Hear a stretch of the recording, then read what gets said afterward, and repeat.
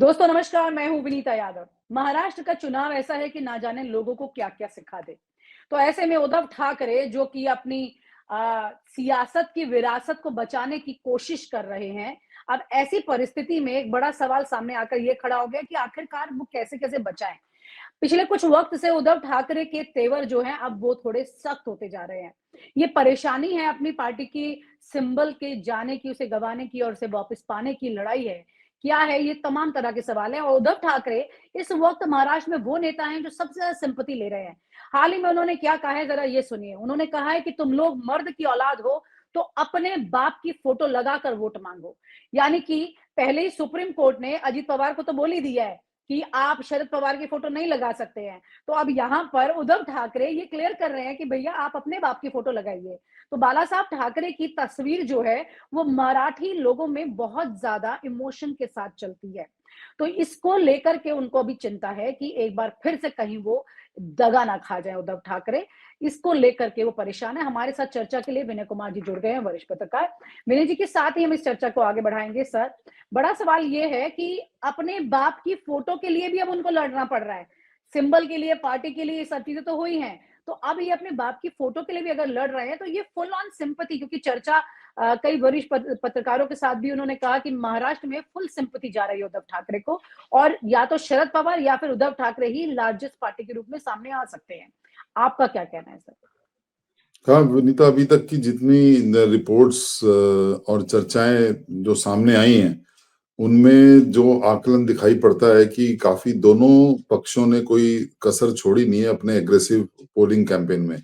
और जो अभी आपने बताया कि उद्धव ठाकरे ने इस तरह का बयान आया है कि बहुत एग्रेसिव बयान आया है ये कि अगर मर्द की औलाद हो तो अपने बाप की फोटो लगाकर वोट मांगो। तो इसमें आप देखो कि प्रधानमंत्री के ऊपर भी उन्होंने एक बयान दिया था पिछले कुछ दिनों पहले कि मेरे ऊपर ये लाछन लगाया गया है कि मैं अपने माता पिता की असली औलाद नहीं हूँ। तो उसके ऊपर उद्धव उद्धव ठाकरे ने काफी शार्प क्रिटिसिज्म किया था, बीजेपी का भी और प्रधानमंत्री का भी। और उन्होंने बहुत स्ट्रांगली इसके ऊपर ऑब्जेक्ट किया था कि इस तरह की ये क्या भाषा बोलने लायक है पॉलिटिकल उस रैलीज में, और ये कहने लायक है क्या, किस तरह की सिविलिटी कितना गिर गई है पॉलिटिकल डिस्कोर्स में।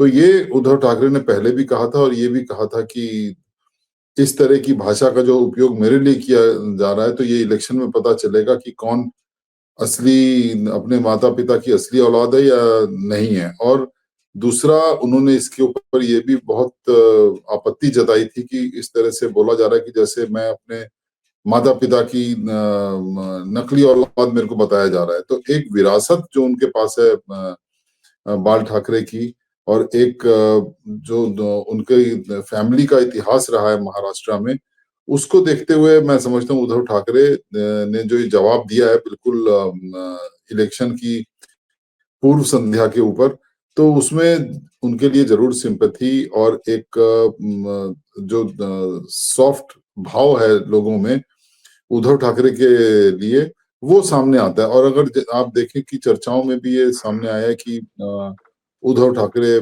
की ईमानदार छवि रही है, काम करने वाले रहे हैं। कोरोना काल में भी उन्होंने काफी काम किया, हालांकि बहुत सारे रिस्ट्रिक्शंस थे, बहुत सारे प्रतिबंध थे। ये सब चर्चा का विषय महाराष्ट्र में इलेक्शन में बना हुआ है। दूसरी तरफ जैसे आपने शरद पवार के बारे में इशारा किया, तो शरद पवार और अजीत पवार के फैमिली में जो लड़ाई हुई और अजीत पवार अलग हो गए।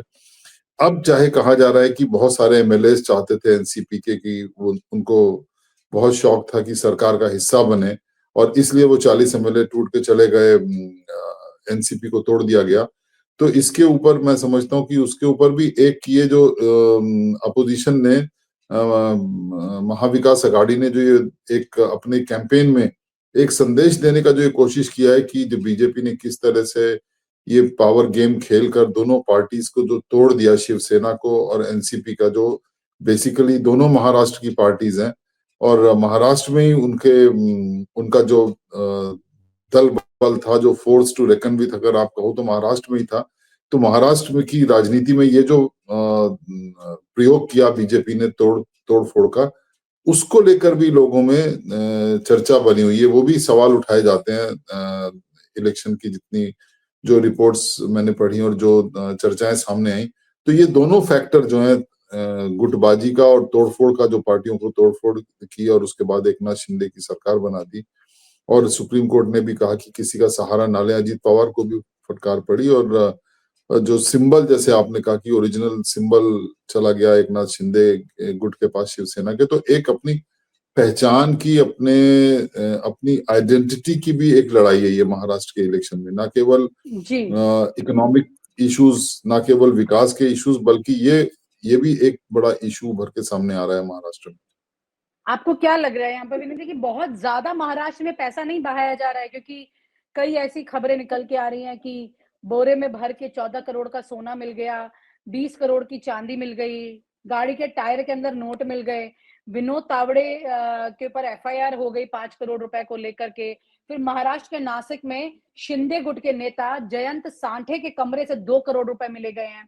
तो ये तमाम तरह की इतनी, मतलब ऐसा लग रहा है, और सारी खबरें जो पैसों की जुड़ी हुई हैं, ये सब कुछ बीजेपी के पास से निकल के आ रही है। तो ये पैसे की इतनी भरमार जो है, और जिसमें जो सोना और चांदी हमने बताया, उसमें से एक लॉट तो गुजरात से आया था।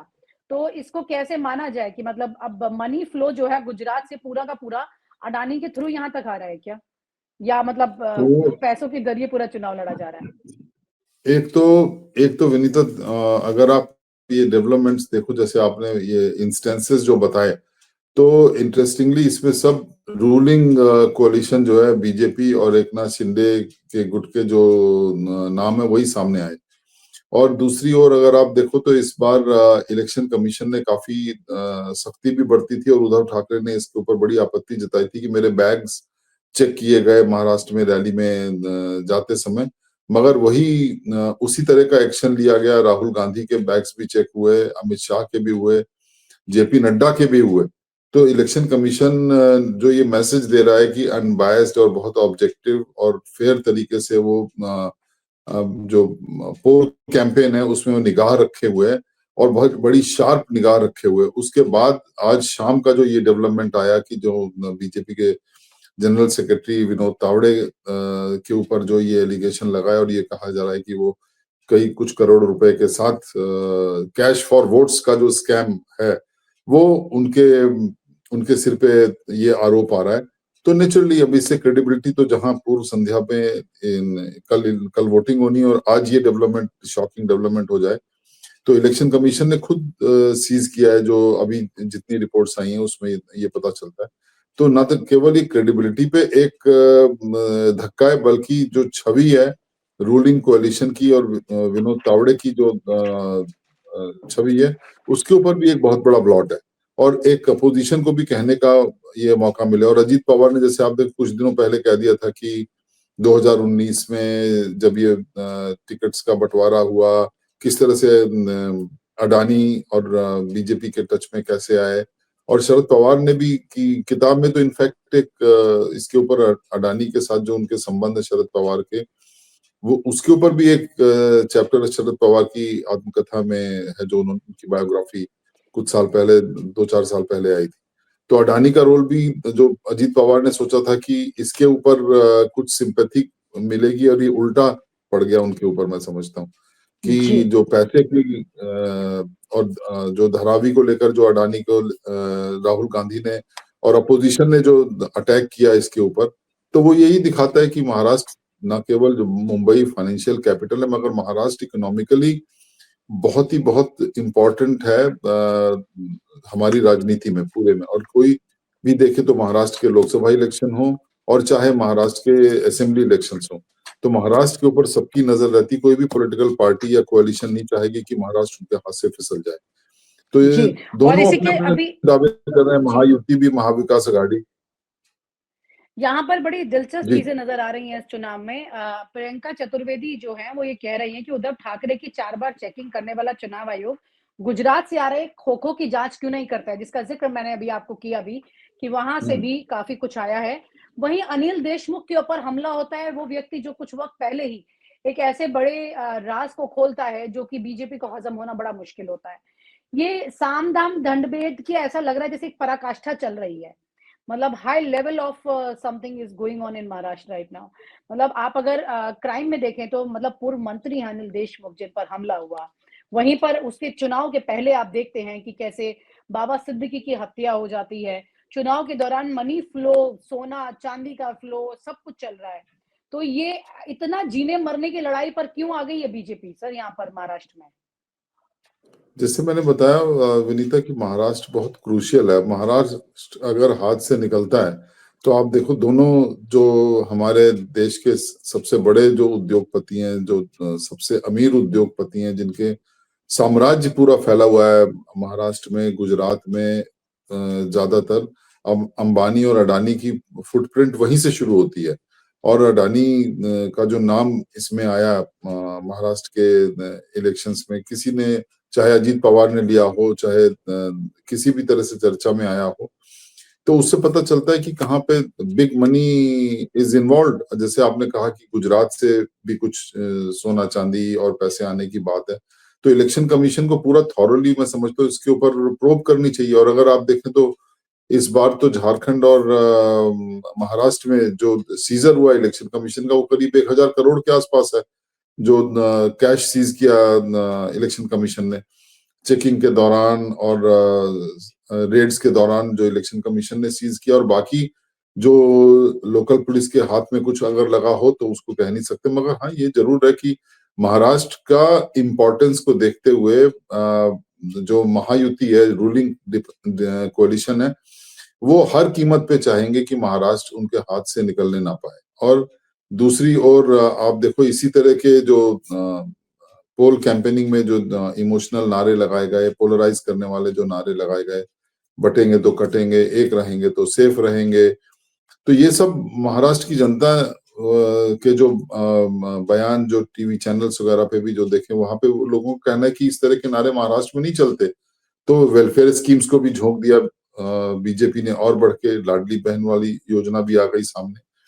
तो बहुत कुछ प्रॉमिस किया जा रहा है। आप देखें चुनावी वादे बहुत बढ़ चढ़ के बड़े स्केल पर किए गए हैं दोनों तरफ से। और दूसरी तरफ और बीजेपी को देखो तो बीजेपी कांग्रेस के ऊपर कर्नाटक में ये इल्जाम लगाती कि कर्नाटक में जो कांग्रेस ने वायदे किए थे, क्योंकि फाइनेंशियल हालात स्टेट के ठीक नहीं है, इसलिए कांग्रेस वो वायदे पूरा करने में नाकाम रह रही है।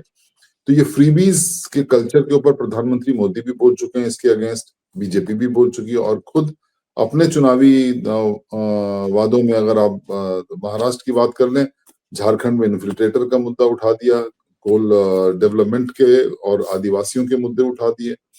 तो ये सब आप देखें तो बहुत ही ज्यादा, जैसे आपने कहा कि कई सारे विषयों को लेकर, चाहे वो मनी फ्लो हो, चाहे वो इमोशनल मुद्दे हो, चाहे पोलराइज करने वाले मुद्दे हो, उन सबकी एक हम पीक होते हुए देख रहे हैं दोनों इलेक्शंस में, महाराष्ट्र में और झारखंड में।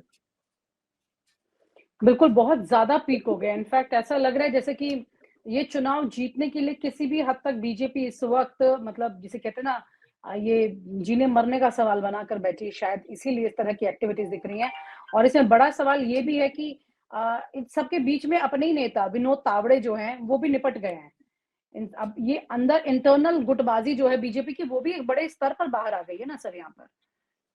बिल्कुल। ये तो मतलब अभी तक तो ये कयास ही लगाए जा रहे हैं, और ये बातचीत भी राजनीतिक गलियानों में तेज हो गई कि कहाँ से कौन से इनसाइडर के पास क्या खबर थी, क्यों विनोद तावड़े को बलि की वेदी के ऊपर शहीद कर दिया गया, और कहाँ से ये क्योंकि कोई भी नेता जो इतना इम्पोर्टेंट महत्वपूर्ण पद जो पार्टी में जिसके पास है, जनरल सेक्रेटरी का, वो इतनी बड़ी ऐसी हरकत नहीं कर सकता कि जो कि चुनाव से एक दिन पहले आप पकड़े जा रहे हो कैश फॉर वोट्स के मतलब स्कैम में, मतलब इतना और इतना इमेच्योर बड़ा स्टैंड इशू कम बन से कम नहीं लेगा। अपोजिशन के लिए। हाँ, इतना बड़ा इशू ये बन सकता है और बनेगा भी। अब आज अभी तो देखिए आज शाम को यही चर्चा चल रही है, राजनीतिक चर्चा तो इसी के बारे में चल रही है महाराष्ट्र में कि विनोद तावड़े को एक तरह से बिल्कुल ठिकाने लगा दिया है।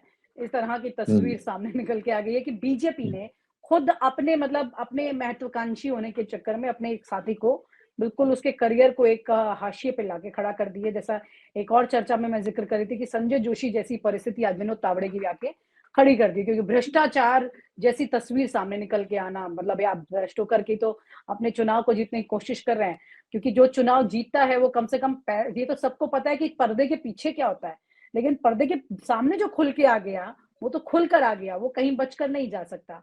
अब विनोद तावड़े इस घेरे में आ चुके हैं और खुद ही अपने साथियों द्वारा निपटाए जा चुके हैं, ऐसी चर्चा चल रही है। बहुत बहुत शुक्रिया sir, thank you so much for sharing so many information with us, thank you so much. Thank you Nita.